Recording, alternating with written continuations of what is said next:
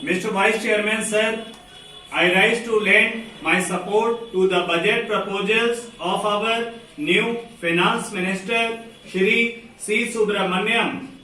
Before taking up this particular responsibility in the center, he was for many years in charge of the finances of the Tamil Nadu state, and he then made a name for himself as one who has a grasp of the intricacies of public finances and also an ability to tackle the problems of public finances with boldness and imagination. These qualities, I am glad to say, are very much reflected in the proposals which are before us. What I particularly like out the budget proposals this year is this.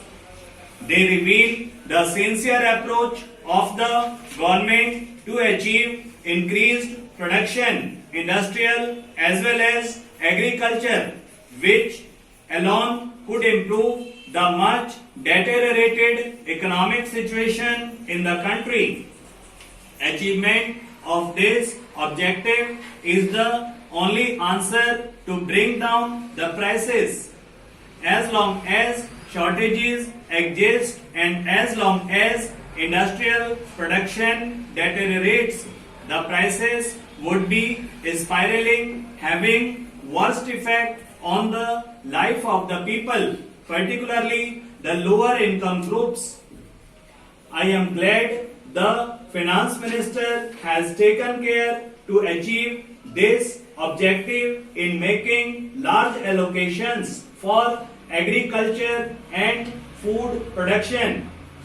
The real and difficult task is not in making allocations for the plans, but in putting them through. In my mind, it appears that both the central and the state governments are launching ambitious plans which our economy cannot bear. Instead of taking up too many projects, we should confine ourselves to a few projects and complete them in record time. By doing so, we would not only be saving a lot of money in establishment, but would be able to reap the fruits sooner to enable us to proceed further. In this connection, I also wish to make an appeal to the central government through you, sir, that it should identify certain important projects as national projects and allot more money for their early completion. Although we had attained independence nearly 40 years ago, we are still depending upon food imports. We seem to have spent about 4 to 500 crores during the last year on the import of food grains. It is indeed a very unhappy and unsatisfactory situation in which we are still placed. Instead of spending hundreds of crores on food imports, and that too in the form of scarce and valuable foreign exchange, why not we complete those of our projects already under execution? For instance, our Nagarjuna Sagar project in Andhra Pradesh had been taken up in the year 2006 and still it is incomplete. We have no money to complete the canals.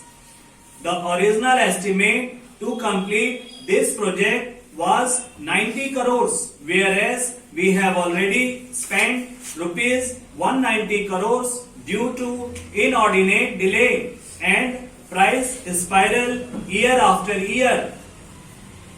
every year a meager sum of about 5 to 10 crores of rupees is allotted for this project by the state government, out of which 5 to 6 crores go for the salaries of the staff working in the project and canals divisions.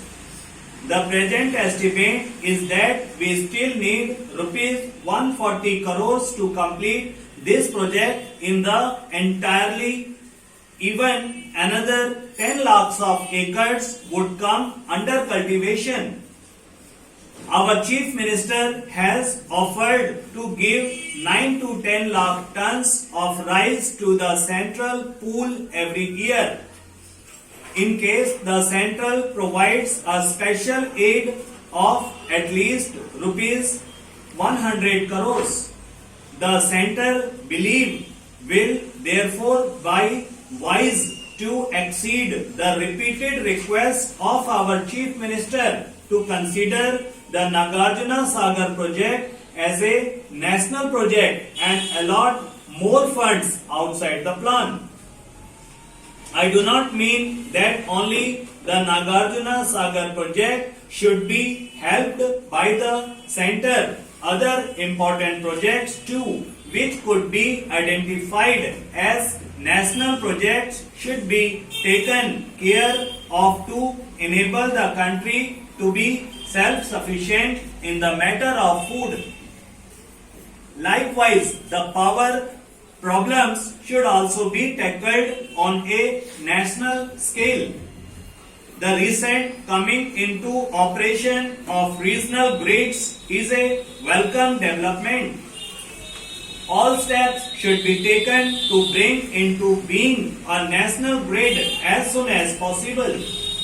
Instead of wasting our monies and energies in starting a large number of power units here, there and everyone, we should concentrate on 3 or 4 super thermal stations utilizing our immense reserves of coal. This would free us from the anxieties associated with the vagaries of rainfall and enable us to meet the ever-growing requirements of power for our industrial and agriculture. Before I pass on to other matters, I would like to say a few words on a thing which is agitating the minds of the people of Andhra Pradesh very much. For a long time now, they have come to believe that they could not achieve real industrial progress unless a steel project is located inside their state, which should be financed by the center.